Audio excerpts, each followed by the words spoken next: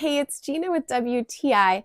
Are you looking to jazz up mealtime? I have been intimidated by the thought of using truffle oil in my dishes, but since I got this one from Luca's Truffles, I am using it on everything. I was afraid that the flavor would be too rich and too bold and would overpower the taste of my dishes. But I found that it enhanced the flavor and just made everything taste so much better.